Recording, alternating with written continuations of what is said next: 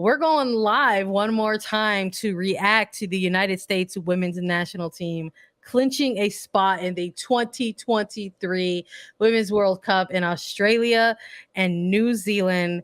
We just went live to recap their 5-0 victory over Jamaica, and now we're back to react to them clinching a spot.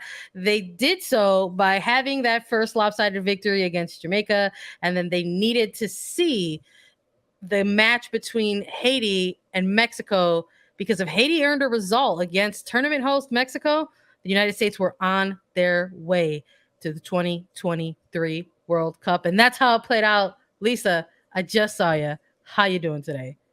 I'm so good. The United States, they're headed to Australia and New Zealand 2023 Women's World Cup. It will be their 9th World Cup. This is huge for the United States. It is 1 a.m. Eastern on the East Coast here, and I am excited. I stayed awake for that game. I mean, how could I not? I was always going to watch that game, but then the implications coming after that game for the United States, and maybe if you asked me this morning, before any of these games happened, what would have happened between Haiti and Mexico, I would have said that Haiti would not get a result. And man, did Haiti surprise and show up. And we've got to talk about that game, but we've also got to talk about the United States, because they're the first Concacaf nation to qualify for the Women's World Cup in 2023. A huge, huge job well done by Black Wendonowski and the entire roster in the United States women's national team. Huge congratulations to them. It's no easy path to the World Cup. I think people are getting reminded of that tonight in this CONCACAF W Championship. And that's what I'm thinking about right now. I'm thinking about this journey for this United States women's national team to this World Cup, because it's taken a few twists and turns along the way. There was we got introduced to a pandemic, a global pandemic that shifted things around in terms of the cycle for the competitive calendar. And we've seen the inclusion and expansion of the player pool under Vlatko Andonovski going into this tournament specifically. So that's what I'm thinking about. I'm thinking of, I'm looking at Sophia Smith. I'm looking at Margaret Purce. I'm looking at Naomi Girma.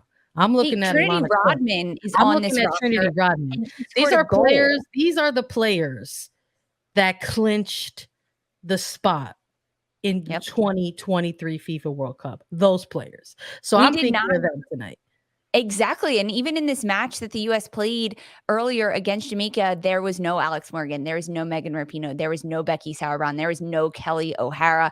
The veterans on this roster, the veteran field players, did not even compete today in this match against Jamaica. It was goals from Sophia Smith and Trinity Rodman, and just a huge game from the U.S. And they did what they needed to do, winning against Haiti in the opening match of CONCACAF W Championship, and then winning against Jamaica.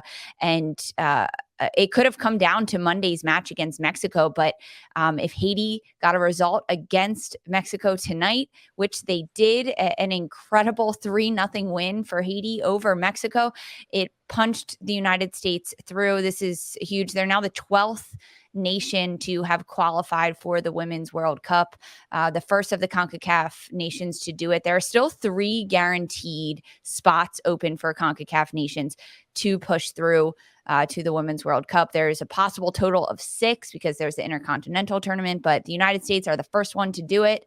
And huge celebrations, I'm sure, for that team as they stayed awake, watched the result, I'm sure, tweeted out, put out that they're going to the World Cup, and then they got to get to bed. They're reacting to it. It's so cool to see. Like I said, it's just really nice to sort of see this moment finally kind of come to light, right?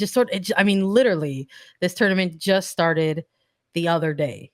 It just started the other day, and not only did they this week clinch, not only did they clinch. I'm sorry, we've been doing like a million episodes. It's literally the next day for us. So forgive me if the timeline is is a little bit skewed for me. Uh, but it literally just got started. And so not only did this team qualify for the World Cup, they did it with a match remaining. Like Mhm. that is just like very impressive to me. So I just am like, uh, it's a celebratory moment for us here. I think on A3, and I think that, like I said, the journey took a lot of twists and turns, and it's been sort of wild to cover. I know for us, we're like we are looking at the calendar as well, and we're about to be celebrating a year of attacking third and our presence, with the show, and it's just sort of cool to sort of recognize all these things kind of coming together full circle. So I'm absolutely hyped for this. I'm even more excited now for what comes next Mhm. for this team within this tournament. But when we're looking at this team and how they qualified during this tournament, they essentially did it in 2 games. Huge. They opened up the group stage against Haiti 1-3-0. They went up against Jamaica 1-5-0. And then there was a second match taking place on the second match day between Haiti and Mexico. And Haiti went out there, and not only did they take care of the business in front of them, they absolutely put Mexico to sleep. It just they went out there and they not only just picked up the win, but they picked it up emphatically. Like it was just so impressive in the way they did this. I am loving this for Haiti. Heartbroken for Mexico, of course. Congratulations once again in order for the United States women's national team. Their Woo! ninth World Cup appearance, the 12th, the first CONCACAF team to clinch a spot in 2023 World Cup.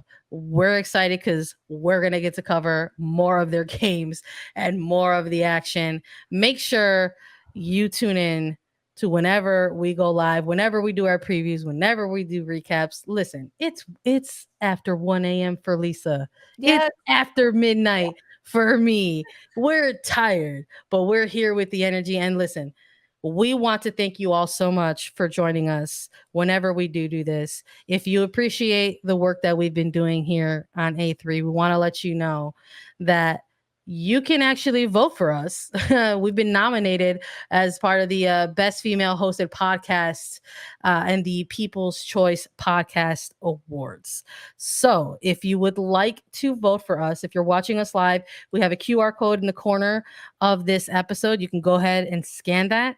That is going to take you to where you got to go to vote for us. You could just toggle on down to the Best Female Host category, and you can find Attacking Third. So take the time, please, to go ahead and do that for us. And everybody else, get some sleep. I know we're going to try to get some sleep as well. Thanks, everybody, for joining us here. Vote for Attacking Third at the Podcast Awards, podcastawards.com. We're on Apple Podcasts, Spotify, Stitcher, anywhere you listen to your shows. We're also available as video. Subscribe to us on YouTube. Visit youtube.com/Attacking Third. And Lisa and I will be back covering the CONCACAF W Championship in depth, all tournament long, with in-depth previews and live United States women's national team recaps. For Sandra Herrera and Lisa Roman, this was Attacking Third.